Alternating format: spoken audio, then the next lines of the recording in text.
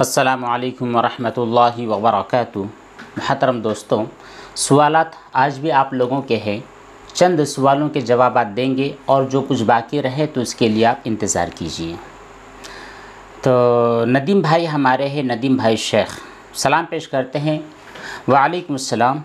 इन्होंने एक बिज़नेस के सिलसिले में और एक दुकान वो डालना चाहते हैं, मोबाइल रिपेयरिंग और इसी तरह मोबाइल ख़रीद और फ़रोख्त, ये बिज़नेस डालना चाहते हैं। तो उसके सिलसिले में उन्होंने पूछा ये है कि मुफ्ती साहब, मैंने एक मोबाइल की दुकान ओपन करनी है जिसमें मैं 3 काम करूँगा। पहला काम तो मेरा ये होगा कि मैं रिपेयरिंग करूँगा। दूसरा काम, मैं जो नए फ़ोन होंगे उसको फ़रोख्त करूँगा। इसी तरह जो पुराने यूज्ड जो मोबाइल होते हैं उनको भी सेल करूँगा। और तीसरा जो काम है वो ये है कि मैं किस्तवारी जो मोबाइल बेचे जाते हैं उस तरह बेचूँगा। यहाँ पर सूरत ये होती है कि बहुत सारी फाइनेंस कंपनियाँ होती है, उनके थ्रू मोबाइल अपने किस्तवारी तौर पर बेचे जाते हैं। तो ये जो तीनों सूरतें हैं ये सब मेरे लिए सही है या नहीं है, इसके बारे में तफसील से बतलाएं। देखिए नदीम भाई, बहुत अच्छा बिज़नेस है जो आप करना चाहते हैं, मोबाइल की रिपेयरिंग का बिज़नेस है। तो ये हमेशा बोले तो एवरग्रीन बिज़नेस है, ये कभी भी ठप होने वाला नहीं है। आप बाकायदगी के साथ और प्रॉपर तौर से इसको फॉलो कीजिए और अच्छी तरह कस्टमर को सर्विस दीजिए। इंशाल्लाह आपके कारोबार में खूब खैर बरकत होगी।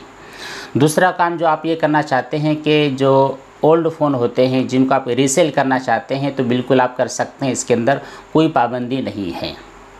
तीसरा जो काम करना चाहते हैं कि आप न्यू ब्रांड जो मोबाइल बेचना चाहते हैं ये भी आप बेच सकते हैं। जहां पर सवाल पैदा होता है कि किस्तों पर आप फ़रोख्त करते हैं, है ना। एक मोबाइल ऐसा होता है जो कि आप वन टाइम कैश पेमेंट में आप मान लीजिए 50,000 में फ़रोख्त करते हैं, उसकी कीमत 50,000 की है, ये चलो ठीक हो गया।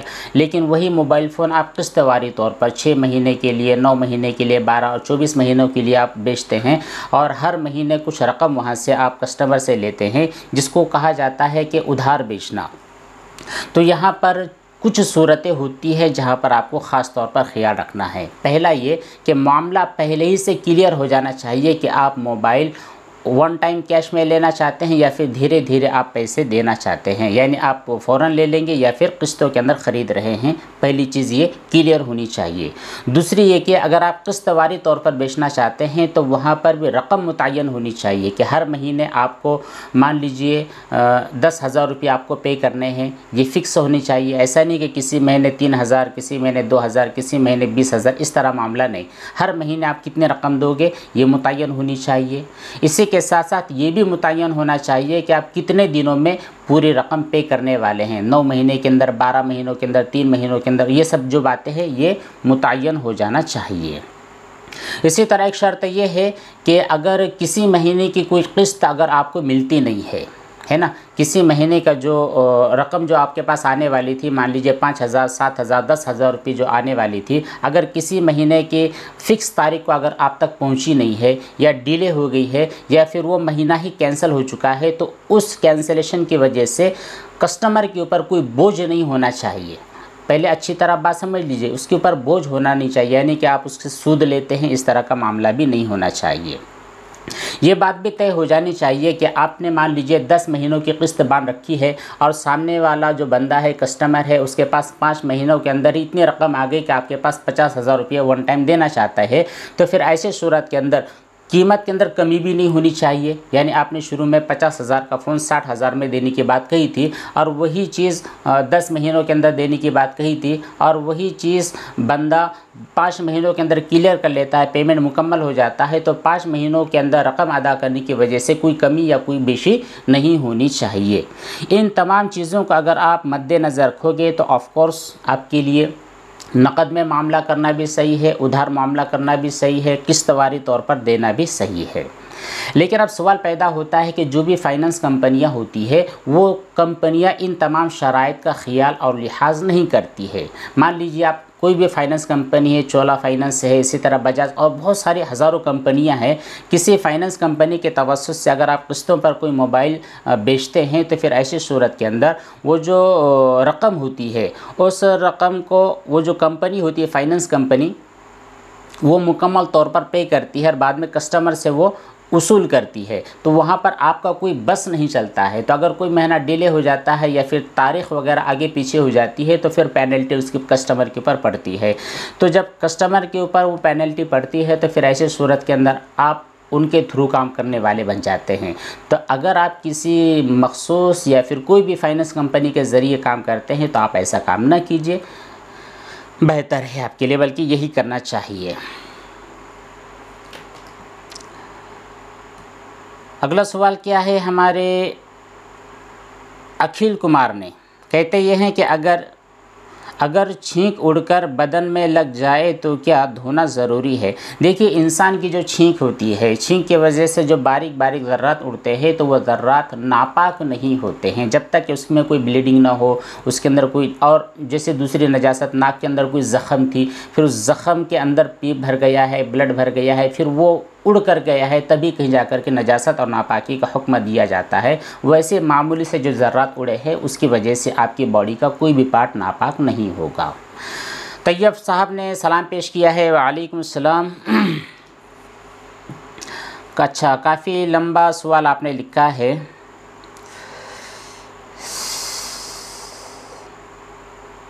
देखिए तैयब भाई, वो जो चीज़ जो आपने नींद में से उठने के बाद अपने बॉडी पर महसूस की है, अपने कपड़ों पर महसूस की है, आपकी जितनी बातें लिखी थी उन पूरी बातों को पढ़ने के बाद यही समझ में आता है कि वो जो नाइटफॉल था वो मनी नहीं है। ओके, मनी नहीं है, उसको आप मज़ीद तस्वुर कर सकते हैं, जिसकी वजह से आपके ऊपर फिलफौर गुस्ल वाजिब नहीं होगा। हाँ, अगर बहुत ज़्यादा है वो जो चीज़ लगी है वो बहुत ज़्यादा मकदार में है, 1 दिरहम से ज़्यादा की मकदार में है, तो आप उसको अच्छी तरह धो लीजिए, क्लीन कर लीजिए, साफ़ कर लीजिए, उसके बाद में वज़ू करके आप नमाज़ अदा कर लीजिए, आपके ऊपर गुस्ल वाजिब नहीं होगा। अनवर साहब ने कहा है कि मुफ्ती साहब आपने बताया था कि बाल्टी में कपड़े कैसे धोते हैं। मेरा सवाल ये है कि अगर हम दोनों हाथों से कपड़ों को धो रहे हैं तो फिर जब बाल्टी में से हाथ डालकर या किसी मग्गी के ज़रिए पानी निकाल रहे होते हैं तो बारीक बारीक बूंदें भी, छींटें भी उस बाल्टी के अंदर गिर जाती है, तो क्या वो सब नापाक हो जाएगा? अनवर भाई देखिए, अगर इस तरह की हम बात करेंगे तो फिर हमारे जो कपड़े हैं, ये जो हमारे कपड़े नापाक और गंदे हो चुके हैं, इनको पाक करने के लिए सदियाँ लग जाएंगी, पूरी ज़िंदगी हमारी ख़त्म हो जाएगी, लेकिन हमारे कपड़े पाक होने वाले नहीं। इसलिए आप खामखा इस तरह के डाउट्स के अंदर ना रहें, यहाँ से बाहर निकलिए। ये जो ख़यालात है, ये जो तस्वुरात है और हमारे जहन तरह तरह के मसाइल को पैदा करता है, इन पैदा होने वाले मसाइल से अपने आप को दूर रखिए। बिल्कुल नॉर्मल सी बात है कि हमारा कपड़ा नापाक हो गया, उसको 3 मरतबा हमें धोना है, नजासत को ख़त्म करना है, बाकी मसला क्लीन और बिल्कुल साफ़ है। आप अपने आप को इस दलदल के अंदर न डालिए कि वो कतरा उड़ जाएगा, फिर उस कतरे की वजह से बाल्टी नापाक हो जाएगी। ठीक है, मान लेते हैं कतरे उड़ भी जाएंगे, अरे कितने कतरे हैं, आपके हाथ में कितने छींटे हैं, बाल्टी तो आपके पास 20 लीटर वाली है और आपके हाथ से जो उड़ने वाले जो कतरे हैं वो 2-3 बूंद है, वो आधा ग्राम भी नहीं होने वाले। तो आधा ग्राम कहाँ पर, 20 लीटर कहाँ पर, ये इस तरह की कंपैरिजन के अंदर अगर आप जाएंगे तो ठीक है, ये सब मामले ऐसे हैं जिसकी वजह से आप खुद परेशान हो जाओगे। इस तरह नहीं करना है। कई दफ़ा हमने कहा है कि अगर आपकी बॉडी के किसी पार्ट के ऊपर या कपड़े के किसी हिस्से पर नजासत लग गई है तो उतने हिस्से को आप ऐसा साइड में लेकर के धो लीजिए। धोने के बाद में वो नजासत का पानी और क़तरा वहीं पर क्लीन और ख़त्म हो जाता है। जब हम अपना प्रॉपर काम करेंगे तो वहाँ पर हमको कोई डिस्टर्बेंस पैदा नहीं होगी। तो अनवर भाई इस तरह के ख़यालात में आप बिल्कुल ना रहे।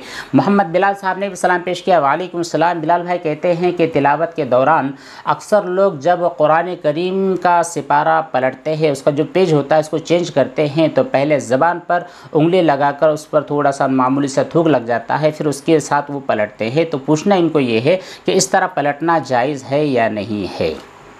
कौन थे हमारे भाई?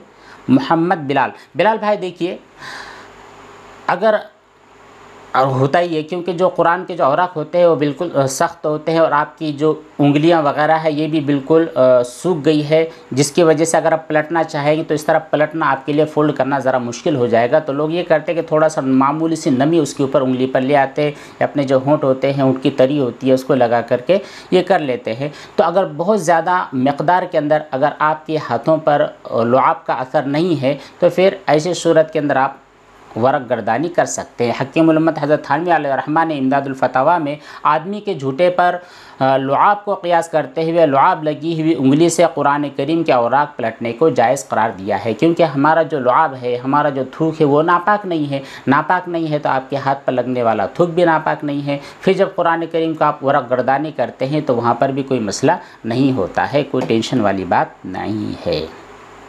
लेकिन इतना ज़्यादा भी थूक ना लगा दिया जाए कि बिल्कुल वो आपका सफाई बिल्कुल तर हो जाए और फटने लग जाए, इस तरह भी नहीं करना चाहिए। नॉर्मल सा जो थूक होता है, लुआब होता है, चल जाता है।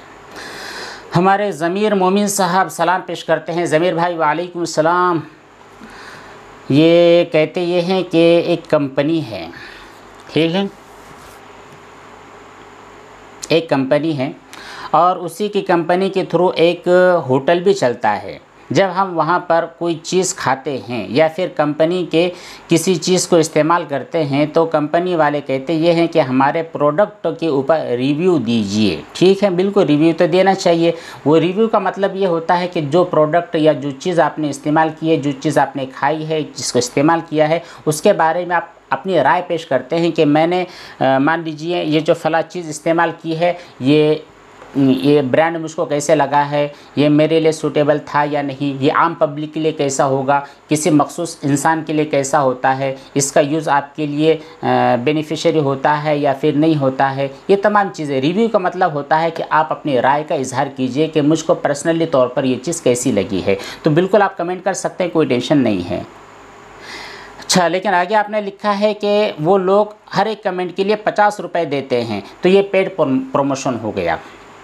आप किसी भी कंपनी के लिए पेड प्रमोशन उस वक्त कर सकते हैं जब आप एक्चुअल वही चीज़ें बतलाए जो हकीकत में आपने पाई है। आपने पाया है कि ये चीज़ तो बिल्कुल ख़राब है, इसकी क्वालिटी बिल्कुल बकवास है, लेकिन आपने 50 रुपये के लालच में उसको गुड कर दिया है, वेरी गुड कर दिया है, 5 स्टार दे दिया है, तो ये आपने गलत बयानी की है। कस्टमर्स जो फ्यूचर में आने वाले हैं उनके हक़ में आपने गद्दारी की है, धोखाबाजी का आपने काम किया है, ये आपके लिए सही नहीं है। पैसे अगर वो देते हैं तो इस शर्त पर पैसे लीजिए कि ठीक है, मैं आपकी जो प्रोडक्ट है और आपके जो सामान है उनका प्रमोशन करूंगा, लेकिन पहले मैं ये कह दूंगा कि मुझको उन कंपनी वालों ने पैसे दिए हैं, रकम दी है, उस रकम की वजह से मैं प्रमोशन कर रहा हूँ। इस तरह की बात आपको पहले ही कह देनी चाहिए, क्योंकि जो आपके फॉलोअर्स होते हैं ना, वो आपकी बातों को अंधाधुंध मानने के लिए लग जाते हैं। यानी अगर आप बहुत ज़्यादा फेमस है और आप किसी चीज़ के बारे में अच्छा ही बयान कर देते हैं, हकीकत में वो ख़राब है, तब भी वो सिर्फ आपकी बात को मानते हुए भी आमन्ना व सद्दक़ना कह देते हैं। इसलिए रिव्यू देते वक्त में बिल्कुल गैर जानिबदार होकर के आपको रिव्यू देना चाहिए। फहद भाई ने कहा है कि मेरी बहन का शौहर ठीक नहीं था, हमने कोर्ट में केस किया और खुला ले ली है। ठीक है, लेकिन अब सवाल ये पैदा होता है कि वो इद्दत कब से कर सकती है, बाद में उसके शौहर को तलाक देनी पड़ेगी या नहीं। फहद भाई देखिए, ये जो खुला का मामला होता है ना, खुला के मामले को हम समझते हैं। खुला मतलब ये होता है कि दोनों मियाँ और बीवी ये दोनों आपस की रज़ामंदी से अपने निकाह को ख़त्म कर देते हैं, इसका नाम होता है खुला। अब ये खुला चाहे वो कोर्ट के मारिफत करवाए, कोर्ट के ज़ेरे निगरानी करवाए, अपने वालिदैन के ज़ेरे निगरानी करवाए, अपने दोस्त अहबाब के ज़रिए अपने बड़ों छोटों के निगरानी के अंदर करवाएं, चल जाता है, कोई मसला नहीं है। शर्त यहाँ पर यह है कि दोनों आपस में राज़ी होने चाहिए। अगर शौहर राज़ी है और बीवी राज़ी नहीं है तब खुला नहीं होता। इसी तरह बीवी राज़ी और शौहर राज़ी नहीं तब भी खुला नहीं होता। खुला सही होने के लिए शर्त यह है कि दोनों आपस में राज़ी हो जाए, जो भी उनका लेन देन है उन तमाम चीज़ों के ऊपर राज़ी हो जाए। ये तमाम चीज़ें जब हो जाएगी तो खुला उनका सही हो जाएगा, चाहे फिर कोर्ट के ज़रिए करवाए या दारुल क़ज़ा के ज़रिए करवाए या आप कहीं पर भी करवाएँ। जब खुला हो जाता है, खुला की कार्रवाई मुकम्मल हो जाती है, उसके बाद से इद्दत के अय्याम शुरू होते हैं। इद्दत की जो तारीख़ है खुला की तारीख़ के बाद से शुरू होते हैं। इसी तरह जब इद्दत के अय्याम शुरू हो जाते हैं तो इद्दत के अय्याम भी उनको गुजारने चाहिए होते हैं। तीसरी बात आपने कही थी कि शौहर को बाद में खुला तलाक देने की क्या ज़रूरत भाई। जब खुला हो गया है तो ये खुला ही अपनी ज़ात में एक तलाक है। तलाक का मतलब ये था कि शौहर अपनी ज़ात से तलाक देता है। खुला का मतलब दोनों आपस में रज़ामंदी के साथ अक़्द निकाह को ख़त्म करते हैं। तो जब इन्होंने आपस के रज़ामंदी के साथ अक़्द निकाह को ख़त्म किया है तो निकाह ख़त्म हो गया, फिर एक्स्ट्रा उसको तलाक देने की कोई ज़रूरत नहीं है। बस इतनी ही बातें, इनके अलावा और भी बहुत सारी बातें हैं। तो इंशाअल्लाह हम अगली नशिस्त में, अगली मजलिस में तफसील के साथ बात करने की कोशिश करेंगे। दुआओं की दरख्वास्त। अस्सलामु अलैकुम व रहमतुल्लाहि व बरकातुहू।